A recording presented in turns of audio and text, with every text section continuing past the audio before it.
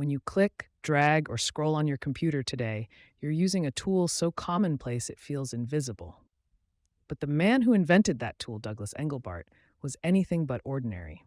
A quiet visionary in an era of mainframes and punch cards, Engelbart didn't just invent the computer mouse. He imagined a future decades ahead of his time, one where people would collaborate through screens, share knowledge in real time, and build a collective intelligence greater than any single human mind.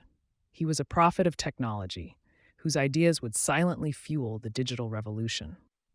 Engelbart's most famous moment came on December 9, 1968, in what is now referred to as the mother of all demos.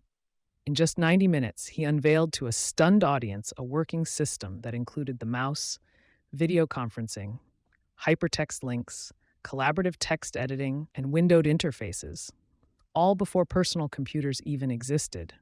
It was like watching a time traveler give a tech demo from the 21st century in the middle of the 1960s. But Engelbart wasn't interested in technology for its own sake. His mission was deeply humanistic.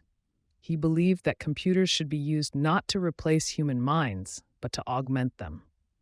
His Augmentation Research Center at Stanford was a cradle for this belief, where he worked tirelessly to design tools that would help people think better, faster, and together. At a time when most thought computers were only for number crunching, Engelbart saw them as tools for solving humanity's biggest problems, collaboratively. His concept of collective intelligence predated the internet, Wikipedia, and Google Docs. He imagined a future where knowledge could be dynamically shared, built upon, and improved by communities in real time. Sound familiar? Every time you co-edit a document in the cloud or solve a problem with a remote team using shared screens and live chat, you're walking in Engelbart's footsteps. And yet, his contributions were largely ignored by mainstream tech for decades. He was too far ahead. Silicon Valley moved toward making computers easier to use, while Engelbart wanted to make humans more capable.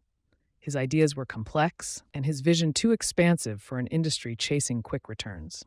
He was a man planting redwood seeds in a world obsessed with shrubs. Today, his legacy is baked into every modern interface, every collaborative platform, every mouse click. The intuitive visual language of computing we now take for granted began with Engelbart. He didn't just predict how we'd interact with machines, he architected a blueprint for how we'd work, learn, and solve problems together in the digital age. Douglas Engelbart passed away in 2013, but his vision lives on, quietly embedded in the DNA of the digital world.